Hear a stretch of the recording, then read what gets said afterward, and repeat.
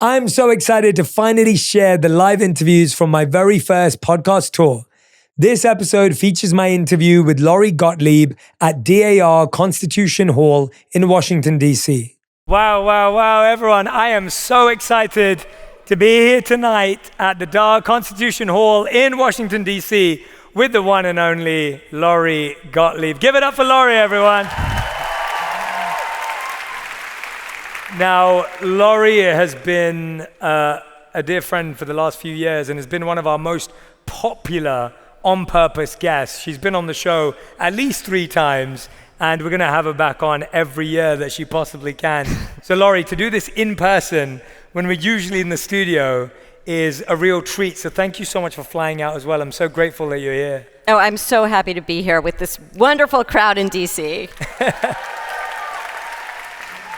I love it. So I want to dive straight in with you, Lori, because I really want to dive into your mind. You have so many incredible insights.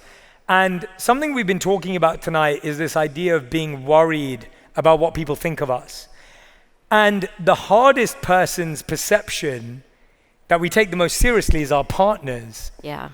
And a lot of us can sometimes feel we're performing in relationships to try and get that validation, to try and get that attention, to try and get that affection. Why do so many of us feel that way, and what do we do about it? It's interesting, I think in the beginning of a relationship, there's this joke that you're not you, you're the ambassador of you. So, we're all trying to put our best foot forward, we're trying to impress the other person. But I think that once we're in the relationship, we all have some part of us that worries that we're not lovable. And maybe we're going through something hard, or maybe we're not feeling great about ourselves. The other person is going through something like they're having great success and we don't feel like we measure up.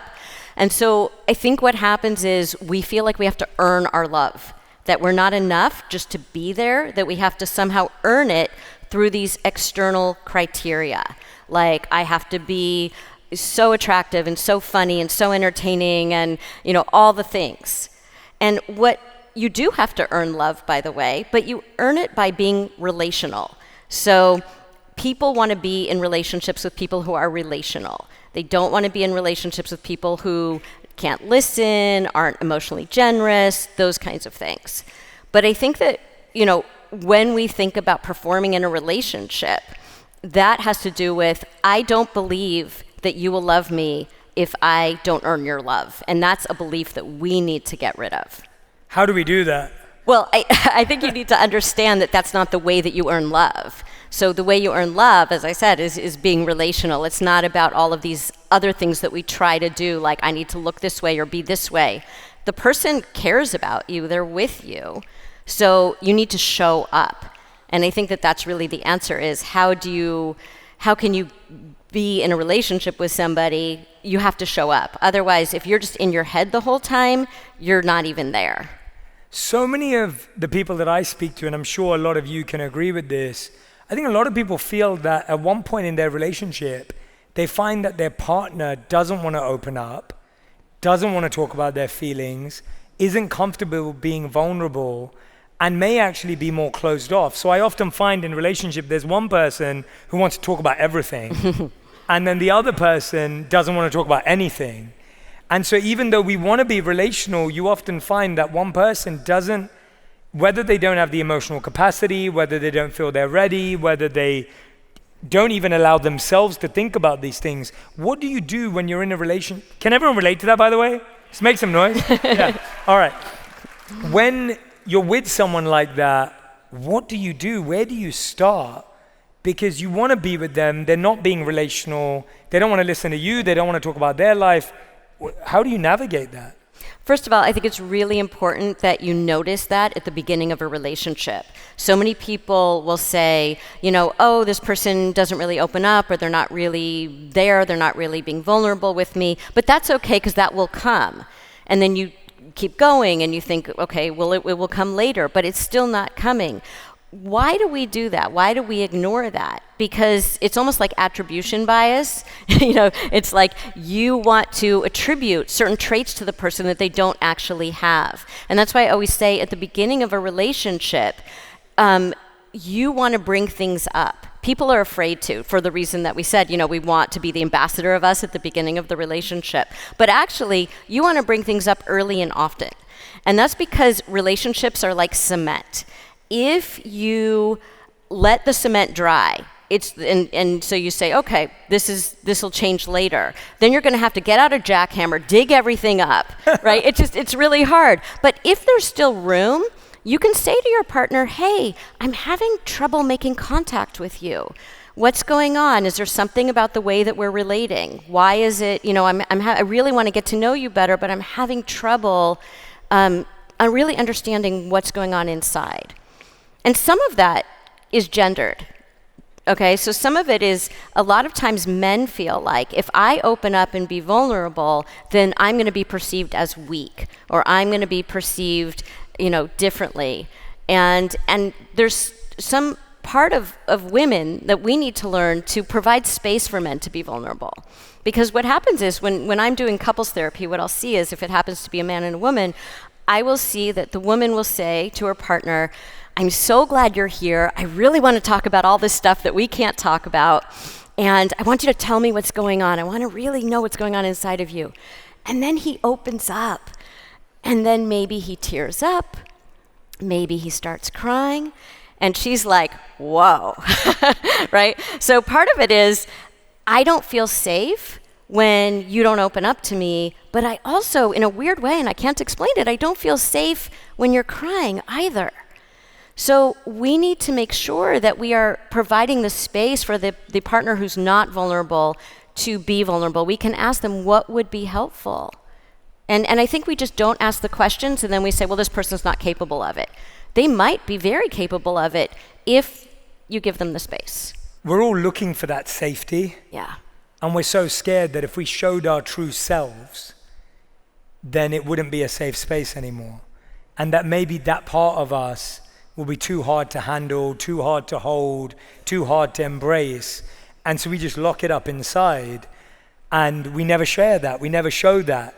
And the challenge that happens is the other person thinks you don't have the capacity, and actually you're thinking, well, I don't think you actually have the capacity for me to be all of myself. And it really does require a lot from people to allow their partner to be all of themselves. How do we communicate that we're ready to create a safe space for that person? And how do we actually create the resilience in ourselves to have the space for whatever may come? Like I remember when I was talking to a couple a few years ago, it was similar to the gender play that you mentioned, where she was like, I want you to be really, really open to the man. And he was just like, well, if I tell you this, I'm scared you won't like it. And then he opened up about some of the challenges he'd had in his past. And that really made her feel insecure about him, even though it wasn't to do with them. So it can be really complicated. How do we truly have emotional availability to make space for what someone has to say for us? That's such an important point, because it's not just saying that you have the space, it's actually having the space. And that's where it's hard for us sometimes to separate out who we are from who they are. So they're telling you something about them, and they're asking you to sit with them. They're inviting you to come closer.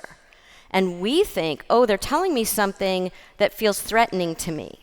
So when we talk about vulnerability, there's two kinds of vulnerability. There's vulnerability of, I'm going to tell you something about my past that feels delicate to me, but what really kind of triggers the partner sometimes is, I'm going to tell you something about you in relation to me that is delicate. And so how can we be vulnerable about something relational between us?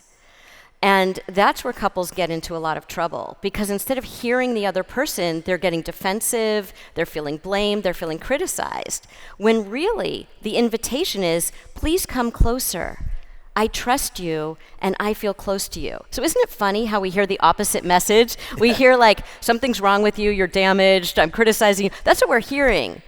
But actually, the invitation was the opposite. And that's because in any moment when there are two people in conversation, there are up to a dozen people in the room. And by that I mean, think about who's in the room. Like, take attendance. Have any of you ever been talking to somebody else in the room And it feels like it's not just the two of you. Anybody? Where it feels like, wow, something else, I don't know what just happened with the other person, but that's not what I said, that's not what I meant, that wasn't, what conversation are they in? Well, that is because you need to say, who's in the room? A parent, a grandparent, their parents, because of the generational patterns that have gone down through the generations, a teacher who told you that you would never amount to something, the teacher who told you were fabulous, and the first boyfriend or girlfriend you had, like all those people are in the room, but we don't know it. So you have to, if you're having a big reaction to something, we always say if it's hysterical, it's historical. If you are having a reaction that feels outsized to what is actually being said, it's like you went from 0 to 60 in your body. If it's hysterical, it's historical. Who else? Who are these figures in the room? Take attendance, see who's in the room. And then who do you want to invite in the room and who's not invited? And then tell the people very kindly, hey mom, hey dad, hey grandma, hey sibling, you're not invited into this conversation. So you go, and I'm going to come back into the conversation with this person that I'm talking to. Wow, I love that. That's so powerful. It resonates so strongly with so many interactions I can think of. I wanted to ask you, Lori, can you truly love someone if you don't love yourself? I get asked that question all the time, and I think the better question is, can you truly accept someone if you don't accept yourself? One of the most loving things you can do to yourself and to other people is acceptance. And acceptance doesn't mean settling or compromising. It means embracing the fullness of the other person's humanity and embracing the fullness of your humanity. So when people say, will you love me if, right? It's, do you accept me fully is really the question. And I don't think that you can accept someone else fully if you don't accept yourself fully. Because, we can't order up people a la carte. Like we think we can just order up anything the way we want nowadays. Just with, like, you can order online, you can get anything. It's like, what are your special instructions? Leave this on the side. You can't do that with people. They just come the way they come. So you can't be like, yeah, I love everything about you, but I want to leave like your anxiety on the side. I want to leave your neuroses on the side. I want to leave, that history that you have with that other person on the side. I wish that didn't happen. You can't do that. So they come fully formed, no substitutions. It's the way it is on the menu. That's how they come. And you do too, by the way. So we forget, sometimes we think like, I have to accept all these things about the other person. What about the things that they're accepting about you? Ooh. Right? And if you were truly honest about it, not like in a job interview when people say, what is your greatest weakness? And you couch it as a strength, like, I work too hard, right? That's my greatest weakness is I'm just a perfectionist and I work too hard. Well, no, that's not on your list. The list has to be something real, like, I can be really inflexible, or I am still working on this one thing and that can be challenging for my partner. Whatever the things are, be honest. You know what the things are that you have to accept. And once you accept those in yourself, what happens is something kind of miraculous. Not only do you feel more loved because you are more accepted, but they become smaller. So those things that feel very huge to you, once you've said, you know what, I'm not going to focus on them or obsess about them anymore, all of a sudden they don't take up so much emotional real estate. It's like, I just accept that about myself, moving on. Yeah, that's super powerful advice. That resonates so much more, the word acceptance versus love. Because I think love kind of gets convoluted when you're having that conversation, like, do I love myself? Do they love me? Do I love them? Whereas acceptance kind of gets to the heart of it. And even as I was listening to it, I was thinking about, like, I was talking to someone else yesterday about this, and I was talking about me and my wife, Radhi. Mm-hmm. And I was explaining that really acceptance is what helps our relationship work. We're very different people. We have very different priorities. And we have a lot of different things that we like and engage with, but we respect that that's what makes the other person attractive to us. Yes. So what I mean by that is, when Radhi met me, I'm the same person I've been, which is I'm mission oriented. I'm very focused on my purpose. It's my top priority in life and I love it. And thankfully, knock on wood, in the last 12 years, Radhi's never said to me, you work too much. Because she knows I love this. This is who I am. It's who I always was.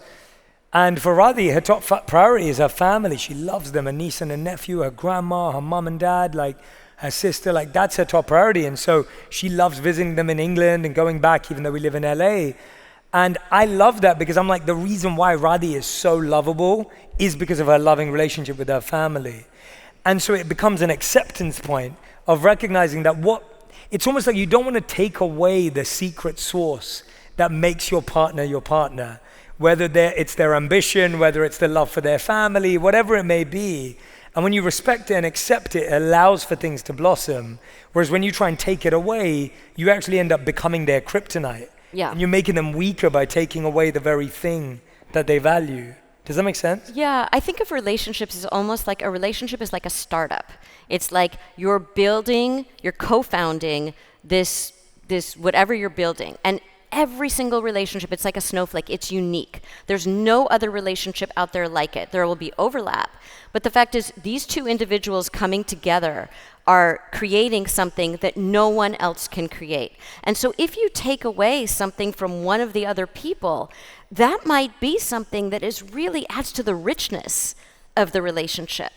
You don't want to change, the person that you're with. There might change interactions between you. That's different. So if you want to change the way that you relate to each other, but you don't want to change the essence of the person. Yeah, I want to give another example of a weakness that I had to work on, which really helped me when it comes to this acceptance point. At one point in our relationship, I was upset that Radhi didn't organize more vacations. And I was the one doing all the organizing. Anyone can relate? If anyone's me in the relationship, yeah. And so I was upset about that, and I remember communicating that to her, and I said, look, I'd really appreciate it if you also organized the vacations. And she said something that was so honest to me, and it really, really resonated with me. She goes, Jay, I would happily organize any of our vacations. But the problem is if I organize it, you'll have 1 million pieces of feedback. Mm-hmm. But if you organized it, I'll just happily do whatever you want to do. And it took me a second, but she was spot on. I'm like a perfectionist. I want it done this way. And I realized, I was like, actually, she's the sweetest person in the world, because when I organize a vacation, she's happy to be a part of it and won't even ever say to me like, oh, I wish we did this, or we should have done this. Whereas I would be like that the whole time. And it was such a holding up a mirror to me. And I realized that I was the one discouraging her from taking responsibility in a relationship because of how I would respond. And that was a lot of self-awareness that I didn't have at that moment. And it was such a powerful thing to learn to accept that even though I thought she wasn't doing something for me, actually it was because of how I was behaving. That happens so often. I remember when I was seeing this couple, she was saying, I want you to stop by on the way home from the gym. I want you to stop by to the market, and I want you to get these things. And they had a baby, and she wanted him to get organic strawberries. They did not have organic strawberries at Trader Joe's that day. So what did he do? He got the regular strawberries. Oh, no. We know how this goes, guys. Now, I want to say #first world problems, right? But at the same time, these are like the tiny, what do people fight about most? There are these tiny things that mean something much bigger. So for her, this meant you don't pay attention to what's important for me and our baby, right? And for him, it was like, no, I did exactly what you asked. And if I had done it my way, I would have gone to the other place, and maybe they would have had organic strawberries, but I was following your directions, so I wouldn't get in trouble. And then I got in trouble anyway. So these are the kinds of things when we try to control our partners, we're not giving them the autonomy to creatively do the things that actually would enhance the relationship. And when we look at what is the number one trait, there are two. When we say what makes couples work, okay? Emotional stability, and that means you basically you're working on your stuff. And the second thing is flexibility. that you have to be flexible. And so if you're the perfectionist in the relationship and you're trying to control your partner, that's going to make you very, very difficult to live with. And what will happen is you will start to lose control. Because now that person doesn't want to pay attention. They don't trust you. They're going to try to go around you because they're it's kind of like we say that you need an aquarium in a relationship, also with parenting. But an aquarium is like, if it's a fishbowl, it's too tight. It's like too constrained. If it's an aquarium, there's no rules. Nobody knows what's going on. It doesn't feel good. It doesn't feel safe. An aquarium is just right. Can you give the other person the equivalent of an aquarium? So they have room to swim, but there are also certain agreed upon rules in the relationship. Got it. That makes sense. I've been dying to ask you this question, Lori. You've, coached couples and relationships for decades now and, been in therapy with couples, individuals, everything. I wanted to ask you, what is the difference between compatibility and chemistry, and which one's more important? Let's do a poll. Let's do it. That's the fun of getting to do it with all of you. Who thinks that compatibility is more important than chemistry? Make some noise. Okay, and now the chemistry folks? Make some noise. All right. There's a good amount for each, but here's the answer that I would give. And this is from seeing couples for all of these years, and I will say that I think that the most important form of chemistry is compatibility. Wow. So you're all right. And what I mean by that, so compatibility is, do we vibe? Do we have the same ideas about how we like to have fun? Do we have the same ideas about our goals for ourselves and for our relationship? Do we bring out the best in each other? That's like red hot chemistry, right? But it's compatibility too. Some people would say that chemistry is, I always feel on edge with this person, but wow, that person's so hot, right? Well, the other person can be really hot. That's part of your compatibility too. But you need the other things. If you bring out the best in each other, that is chemistry and compatibility all wrapped in one. Yeah, I agree. I love that answer. Yeah, go. Give it up. There's you reminded me of this amazing study that I read that I loved, which was talking about how when you meet someone and you feel the spark or the chemistry, really what it is anxiety and excitement at the same time. So it's like excitement and stress. I'll give you an example. The excitement is, oh my gosh, they're hot, right? The stress is, do they think I'm hot, right? The excitement is, oh my gosh, I got their number, I'm gonna text them. The stress is, are they gonna text me back? The excitement is, I thought we had a great date. The stress is, do they think we had a great date? And so that's what chemistry, chemically, actually is. It's stress and excitement. Now what's really interesting, what this study said is that over time, when you get to know someone and you've spent time together, your stress goes down. Because now you're used to being around them. You know they like you. You know they like being around you. You know they're gonna text you back.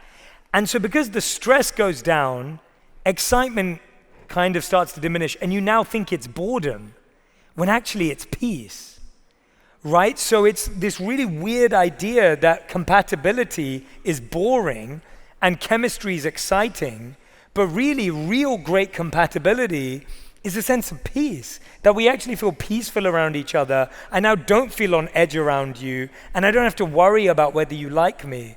And that's why it's so interesting how so many relationships go through this boredom era, when you've got to actually check in with yourself and say, are we bored, or have I just lost the stress of them liking me and texting me back and messaging me?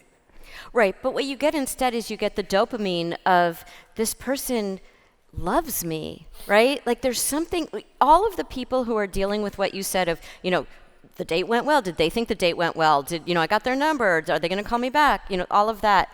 That is, so when people are going through that, you know what they say in therapy when they tell you what they're really feeling?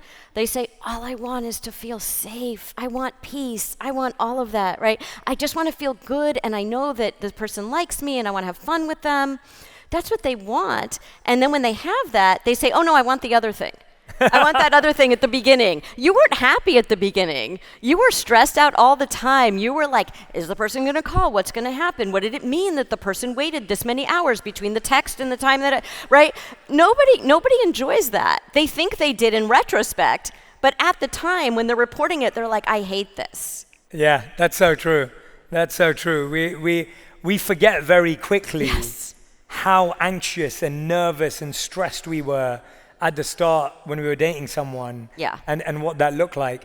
Before we go on to something really exciting and interesting I want to do with the audience, I wanted to ask you one more question, which is this idea of, should couples in therapy also be going to individual therapy? And how do you happy I asked that question? Yeah.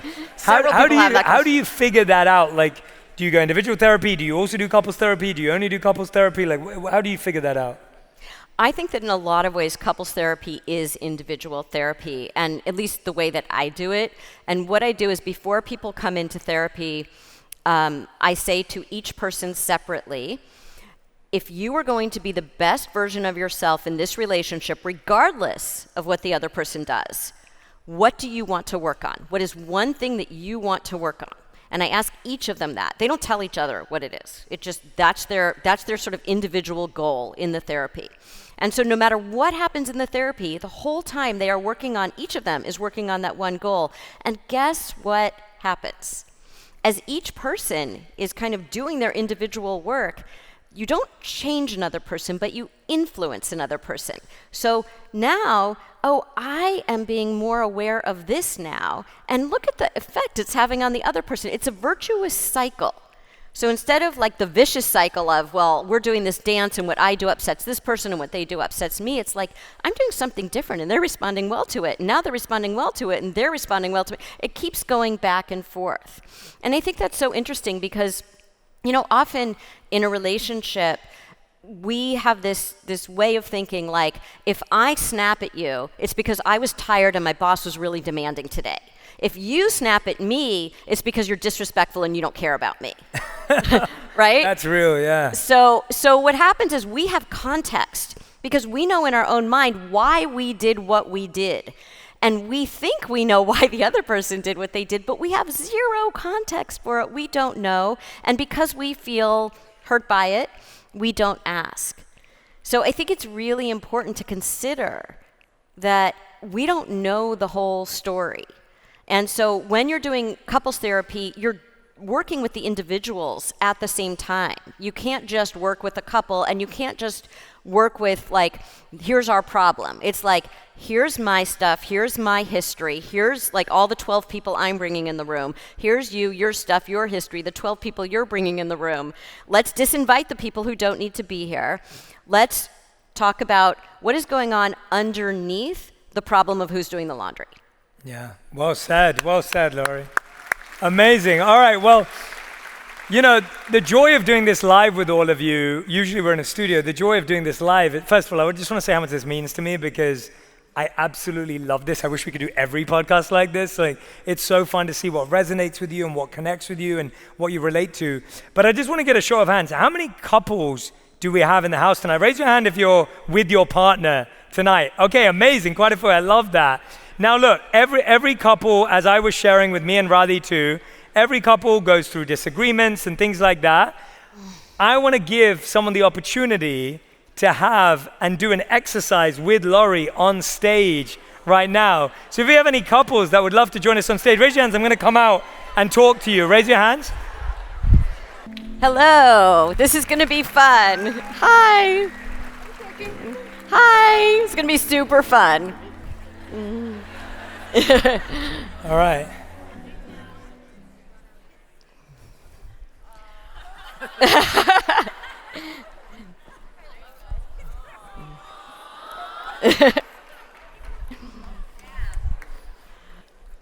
Okay. Well, first of all, thank you guys. You guys are so brave. I'm not part of the relationship. I'm just sitting here. we might bring Jay in for some mediation. So, okay, tell us your names. I'm Stephanie. Stephanie? Nico. Nico. Okay, so how are you guys at acting? Not very good. Okay, well, we're going to do our best. He's terrified. No, I like behind closed doors. I think that I'm pretty good at it. All right, so I'm casting a play, and you're playing Nico. Oh. You're playing Stephanie.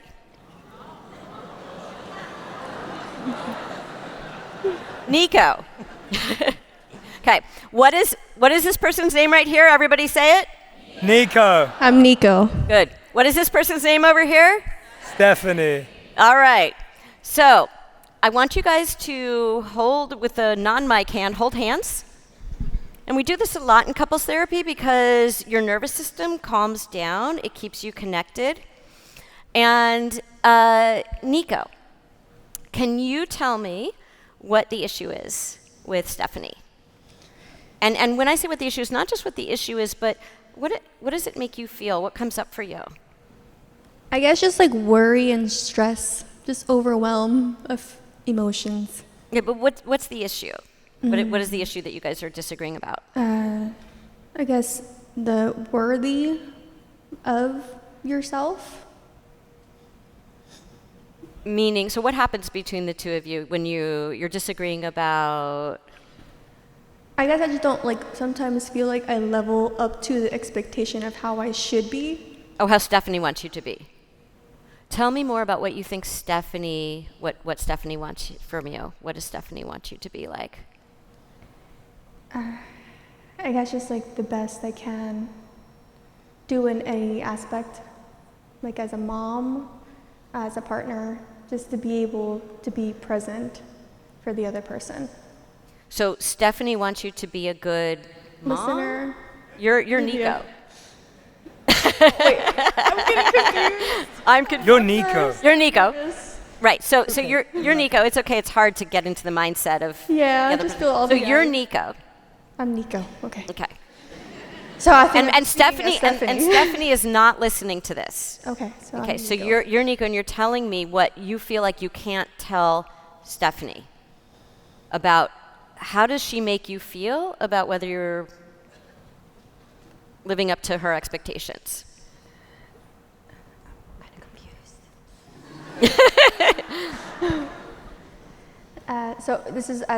So I'm Nico, and I'm communicating. So you're Nico, and what is going on with you and Stephanie? What are you feeling From like? Nico's perspective, Yeah. what are you seeing as the challenge? I guess just the overwhelm of supporting for the family, and letting Stephanie know that I am doing my best to take care of myself and you, but I also need to focus on my mental health. And what does it feel like when you feel like Stephanie doesn't feel like you're doing your best? I guess just annoyance that they're not understanding of what I'm feeling. What does Stephanie not understand?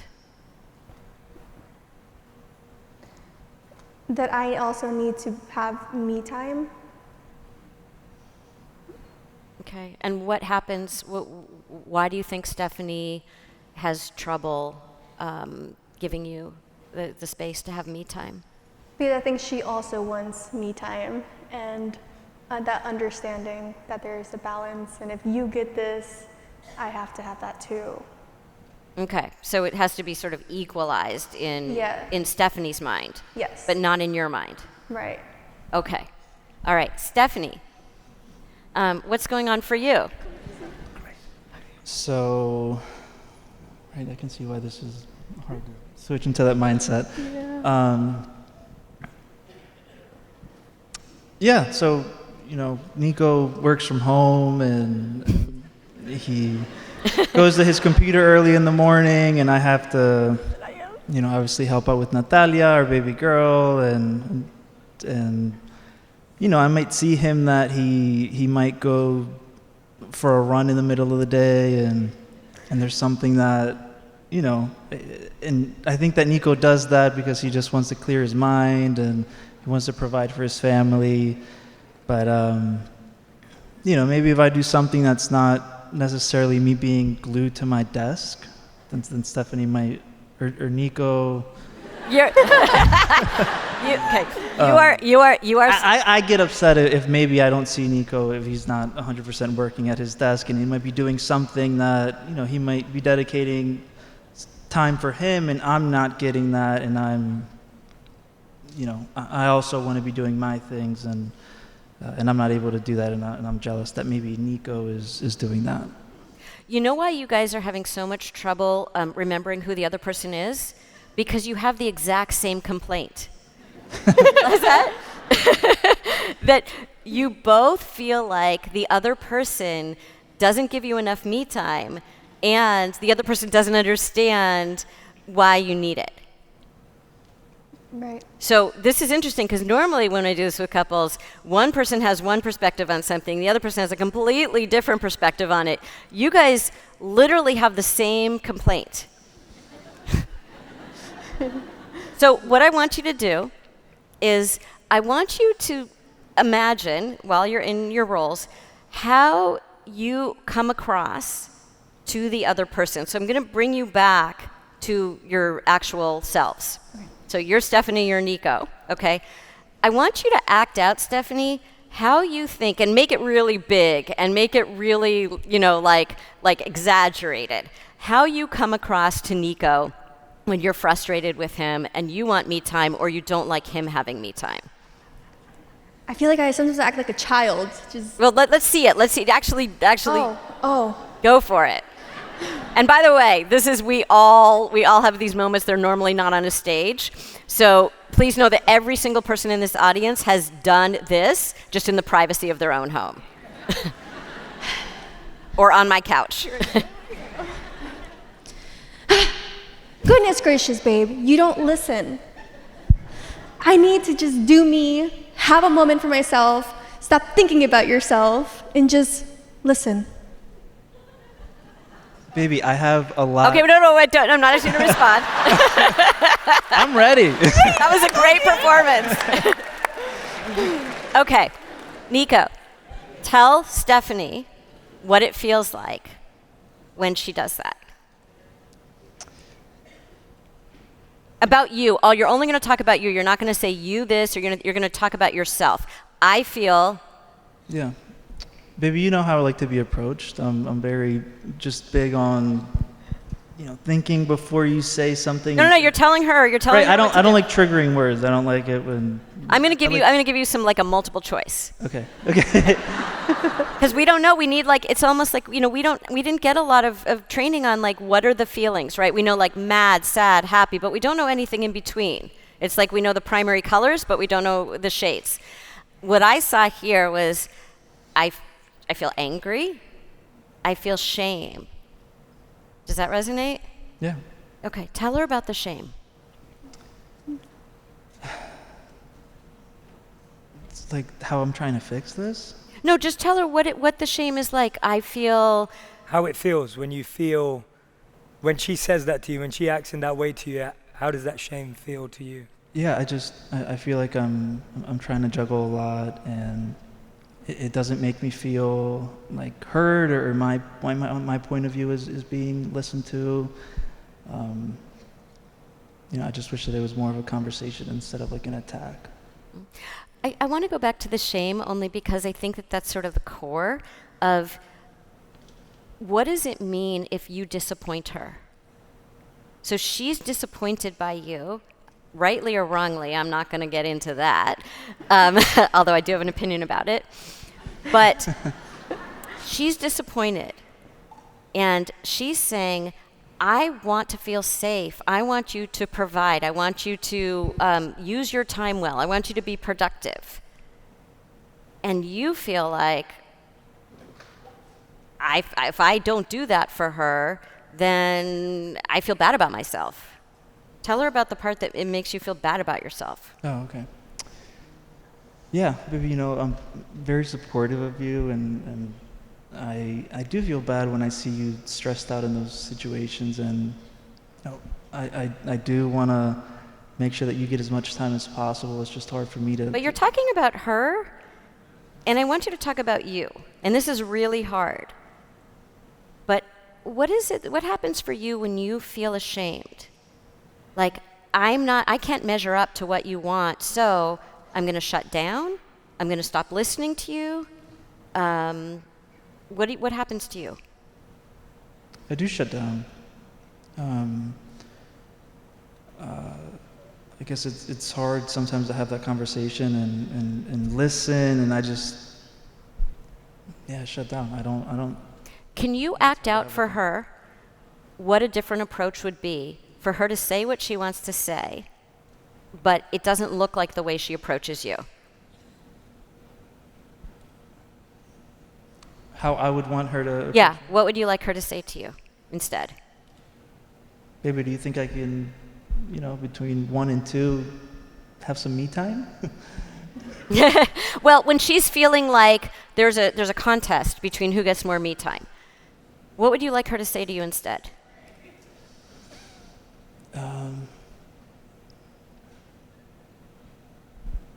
Baby, I need me time to focus on myself. This really helps me as a person and just mentally, and I think it would help our relationship more if, maybe I just had an hour here to meditate and listen to my Shetty podcast. And All the time. Okay. And so I want you to say that to him right now. That's what he wants you to say to him. Go ahead and say it. So baby, I think I need this 1 to 2 hours to really focus. Wait, I don't think he said 2. I don't think he said. I don't think he said 2. I'm saying 3 now. I think he said 1, and I think that was generous. One is good.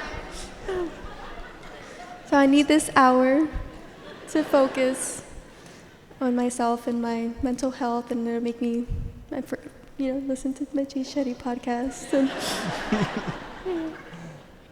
And the question might be, is that okay? Is that okay? And what can we do for you to have that? So I'm adding to that. So is that okay, and what can I do in order for that to happen? What does that feel like to you when she says that? Does that feel different from how it normally goes? A little bit, yeah. Yeah? Yeah. I'm also on a schedule, right? There's a lot of things that I'm trying to manage, and when it's just like, hey, I need an hour here, and I'm just like, well, I want to give it to you, but I don't, I have a meeting at 9, and then I have to get work done from the next 3 hours, and then I'm more of on a schedule, and it's tough for me to maybe just step away from my desk or just do something just randomly in the day of an hour of. Okay, so what you're requesting, the 2 things I want you to take away from this. One is, how does the approach differ? It helped a little bit, you said. And then also, what are some of the practical parts of this? Like, for example, when you approach me, I can't necessarily just drop everything on a dime. So you're smiling because it sounds like that's what you've been asking for, right? Yeah. Yeah, okay. So you can understand that he's trying, and he wants you to have me time, and he needs some me time, but what's not being taken into account is he can't just do it spontaneously like that. So can you find a way so that he doesn't then argue back, well, I can't, and this and that, and then you feel shut down, and then he feels shut down, and then it's like we didn't even do this interaction. So you're going to ask differently, and you're going to make sure that you ask maybe the night before, hey, here's what I'm thinking. Does this work? And I want you guys to see what that would be like. And I want you to see what happens when it's a request and not a demand. Because when you acted it out, it was a demand. When you did what he said might work better, and it worked slightly better, that was a request. So here's one example. Normally, people have very different ideas about things, and it really helps them. These 2 have exactly the same issue.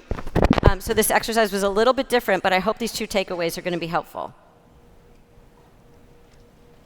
So I'm acting. All right, thank you guys for coming up. How do you guys think they Stephanie, did? everyone. Very, very, very brave to come and do that in front of 2,500 people. Yes.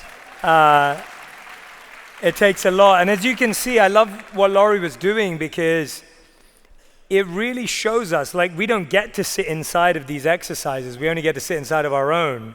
And when you're inside someone else's therapy exercise, you start to recognize just how we don't have the emotional vocabulary, we don't have the communication skills, and it's not our fault. It's because no one's ever taught us them. And so a lot of us are learning. And so having that bit of grace when we're with our partners to recognize that we can't expect people to have these emotional skills. We often expect people, Lori, to just get us. Yeah. Right? We expect our partners to just get us. Like, it's common sense. You should get it. And we don't. Well, it's so interesting because we believe that that's the true test of love. Like, do you just get me?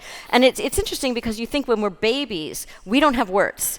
And the only way that we can communicate is by crying. And the parents are dancing around like, oh my gosh, are you hungry? Are you cold? Are you hot? Are you tired? Do you need a diaper change? Right? We don't know what it means. But then we grow up and we expect our partner to like solve the problem in the same way, except now we do have words and we can use those words. But our first loving experience was all about how much was my parent or caregiver, whoever, able to guess, like we want our partners to do, what I needed in that moment. Wow. And wow.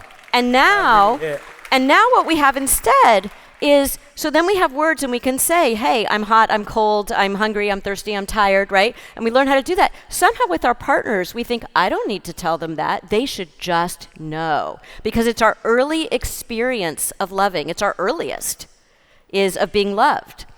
And so now what we have instead is we need to learn the operating instructions of our partner. So everybody comes with, their history, the things that work well with them. Don't push this button, do push this button more, right? With our partners, we all know that about our partners. But then we think, well, they should just guess. Why don't you just tell them so you can get what you want? Right? Why do we make it so hard on our partner? Just tell them, these are my operating instructions. What are yours?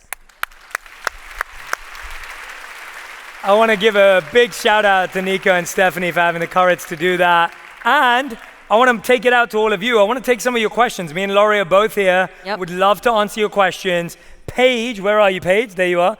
Paige from my team. Give Paige a round of applause, everyone, please. Paige from my team is going to come around and hand you the mic if you have a question. So raise your hand if you have a question, and Paige will come and find you. Hi. Hello, Hi. What's your name? I'm Priya. Priya, nice to meet you. What's your question? My question is more of a scenario. If you were going somewhere with your partner, and let's say you had a disagreement and there was something that really bothered you, what's the best way to handle that situation so that you're happy and your partner's happy? And do you speak when you're upset or do you wait? And how should you communicate that? What's the best way to communicate that? I feel like when something happens, we feel like we have to resolve this right now. And if we don't resolve it right now, it's going to live with us all night and it's going to ruin our time. But you're so worked up about it that you haven't thought about it, you haven't processed it, you aren't giving the other person grace at this moment. So that is not the time to try to resolve it. What you need in that moment is to say to each other, hey, we really care about each other. We're having this disagreement. We know, we are confident. And you have to have confidence that we know how to resolve things. We're going to resolve this later. Let's go have a good time. And people think I can't do that because I'm going to be thinking about it the whole time. Well, that's your choice. But I want to say it's a choice. It is a very volitional choice. People say, I can't help what I think about. Yes, you can. So a lot of times in relationships, you have lots of choices that you can make. You choose not to make them. Yeah, well said. And Priya, I would say that, for me, there's two things that come to mind. One thing is what Lori's saying, this idea that sometimes I'll get some friends call me in a panic, like, Jay, I've got an issue. And maybe I'm on stage when I'm getting it, and I'll be like, call me back in 3 days. And the reason why I say that sometimes is because unless it's life or death, usually in 3 days when I message them and go, hey, what about that issue? They're like, nah, it's all right now. Yep. Like, it was just this panic moment. And so I think there is something to be said for that. For me and Radhi, I talk a lot about, in my book, 8 Rules of Love that I wrote, I talk a lot about fight styles. And I realized, it took me a while to realize that me and Radhi had different fight styles. So my fight style is the venter, the talker, the fixer. Like, I want to fix it now. So if I'm on that date, I want to fix it right now. And Radhi's is the hider. She wants to think about it, reflect, introspect, and have time. So I want to talk about it right now. She wants to talk about it in 3 days. And what we had to realize was, like Lori said, have the confidence to say, okay, we're going to meet in the middle. We'll talk about it tomorrow, right? We're going to go out and have that great time. We're going to meet in the middle. I want to talk about it now. You need 3 days to process. In 1.5 days, we'll take a look at it, because right now it's not worth our time. You're not even ready. And actually, even though I want to fix it now, I actually don't know enough to do that. And so recognizing the different ways in which you approach conflict, because what I used to think before is, well, if you want to talk about it in 3 days, that means you don't care as much as I do, which isn't true. She's actually saying, well, the fact you want to talk about it now means you don't care as much as I do, because I want time to think about it. So you've got to build up that understanding of the way you both respond to conflict, and taking Lori's advice, recognize that now's not the time or the place, and we're probably going to be in a better mindset if we let this go and deal with it at a proper time and place. So I love Lori's advice. Right. And also, you have to realize that the connection is not severed. Just because you have a disagreement doesn't mean that the connection has been damaged in any way. People are going to have disagreements all the time. And it's kind of like when you start a new exercise and you start building up muscle, you need to build up the muscle of, we know how to resolve differences between us. And so the more you do it, so the first time it might be a little shaky, the second time it still might be a little shaky, but every time you learn something new about how we resolve differences together. And then when you resolve differences all the time, it's like, oh yeah, we had a difference, we're going to still have a good night because our connection is strong, we're confident we can resolve it later. Thanks, Priya. I hope that helps. Thank you so much for your question. Hey man, what's your name? Hey Jay, I'm Snehal. Snehal, nice to meet you. My wife's not here today, but I came with my sister. But then you can tell us everything. Exactly. So she's not here, so it's free game. No, but my question is, like, sometimes, you know, we don't communicate. Like, we're just sitting there, and I'm going to give a scenario, but you know, sometimes I'm really trying hard to understand, you know, but there's no communication. And the biggest thing that I struggle with is, you know, the love language is gifting, right? Like, what to get her on her birthday, or what to get her for, you know, a certain event. And then you spend so much time, and then you get her something, and you see the reaction on the face, and it's not always perfect. So what you know, but sometimes I hit it, right? It's like, you know, sometimes I get it, and sometimes I don't. But what do you do to kind of really understand what is it that other person wants, right? And yeah, that's my question. Thank you. I know my wife's probably going to watch this video my sister took, but yeah. Thanks for that question, Lori. So this goes back to the mind reading that we were talking about, that people think somehow, you know, if you loved me that much, you would know what gift I want, and you would not get it wrong. But I think there's something so beautiful to kind of turn it around and kind of turn it on its side, is to say, I love you so much that it hurts me to disappoint you. And so if you could give me a list of like 5 things, and I will surprise you with one of them, but at least now I have some idea of, you want all of these things, you will be happy with all of them, and I can show my love by getting you exactly what you want. You won't know which one it is, so it's still kind of a surprise.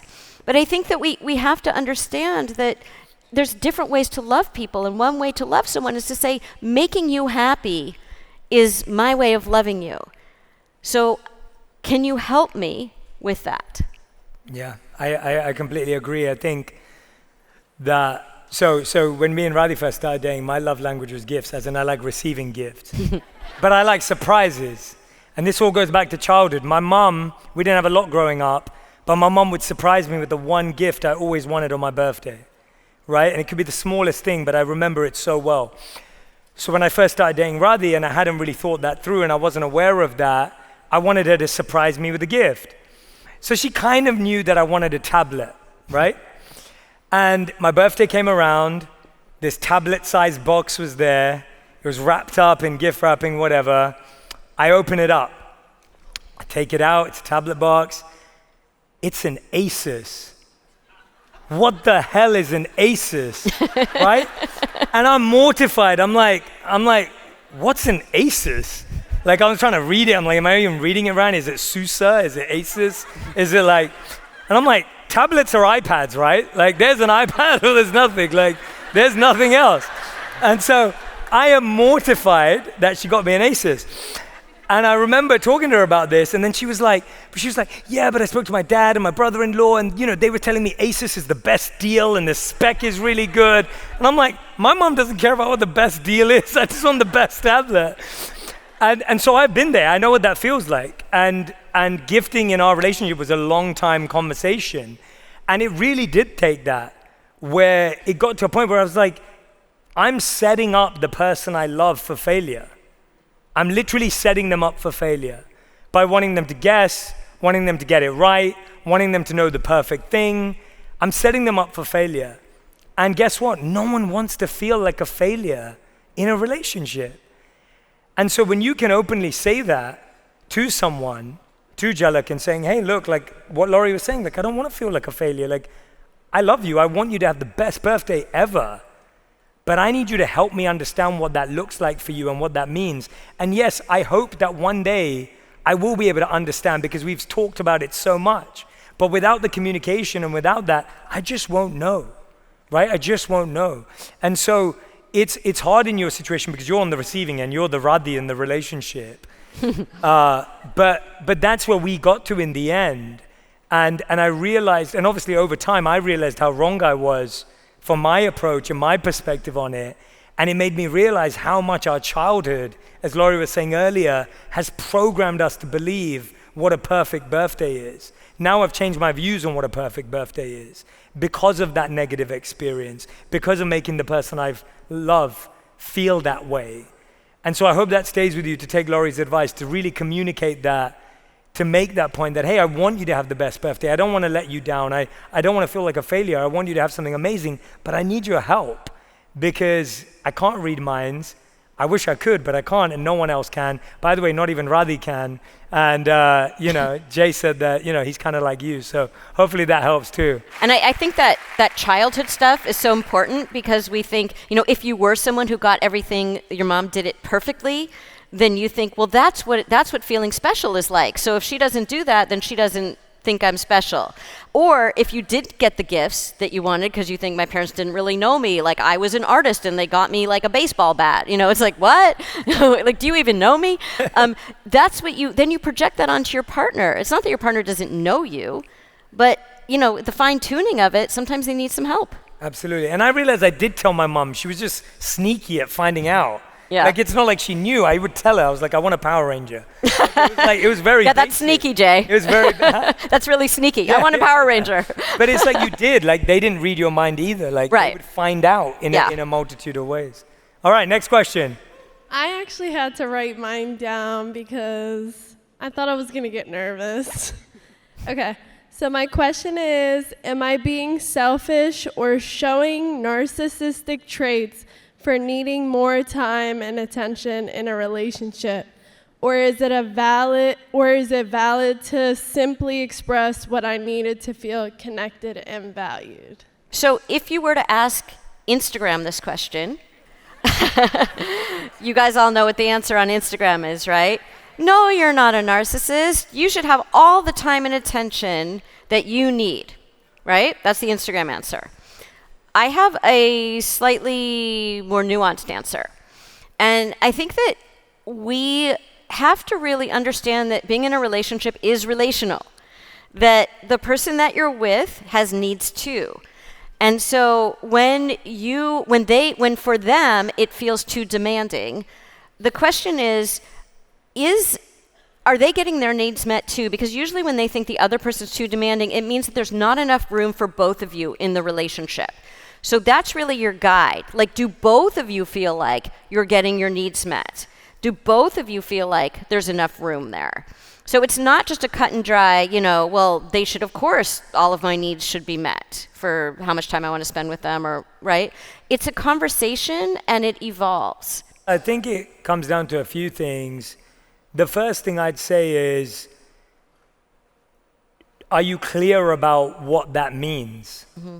Like, for example, if it's unclear, like I wish that person would message me all day, call me twice a day, be there for me every evening, you know, it's like that can be a lot and it may not be clear. Whereas if it's clear, like, hey, I just want to spend 2 hours with you on a Saturday afternoon and have it just be us, right? It's really clear, it's really specific, it's really organized. Or is it like, hey, I just need you all the time? And so much of this comes down to our attachment styles and how the other person makes us feel as well.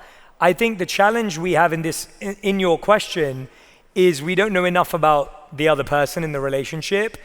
And often I've seen it that if the other person's prioritizing a bunch of other stuff and you don't feel prioritized and you're not a part of the priorities in the schedule, then that's unfair, right? If you've had a conversation. But that's why it comes down to having a conversation, setting expectations extremely clearly, being really specific, and then looking at the reality of their lifestyle. Like, I meet a lot of people who say to me, I really want my partner to be ambitious, but I want them to be really available. And I'm like, those two things just don't go together. Like, the reality is that person doesn't exist. It's really, really hard for someone to be super ambitious and super available because that comes with certain give and take. I'm not saying it's not possible to have someone who's slightly ambitious and available.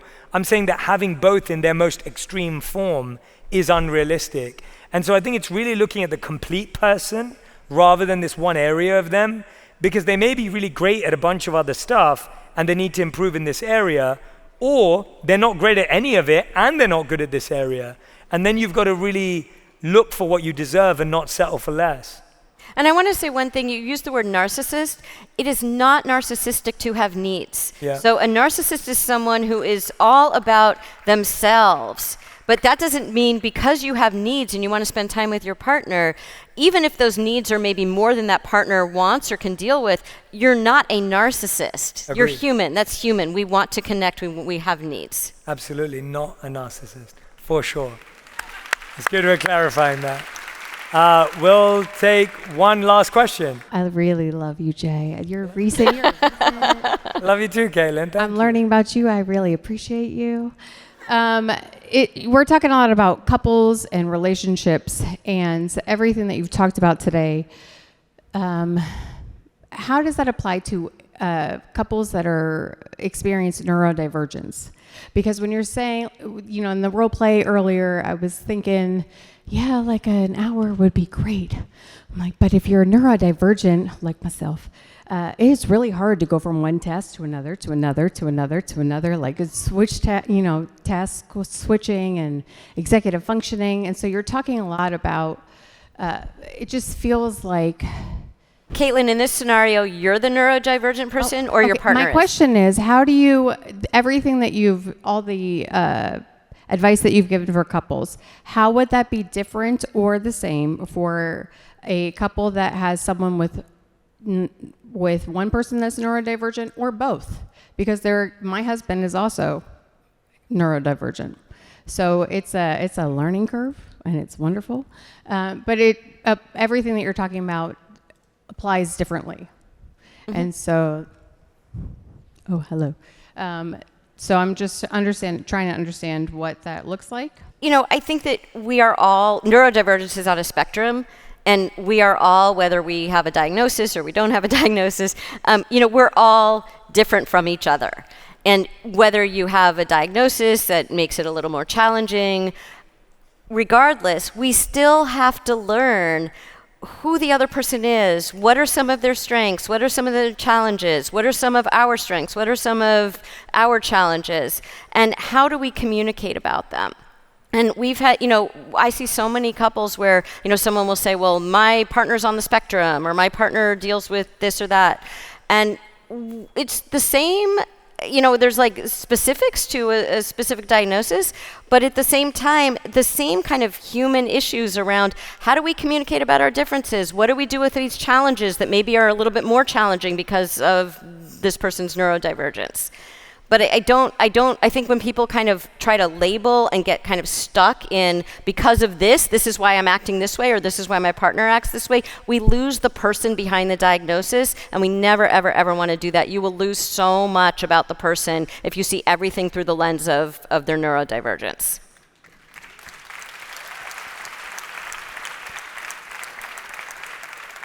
Unfortunately, that's all we have time for today for the questions. I want to give it up for Lori Gottlieb, everyone. Thank you. Please make some noise. So grateful. Thank you, Lori. This is so great. Joining me. You're amazing. Thank you. Give it up for Lori, everyone.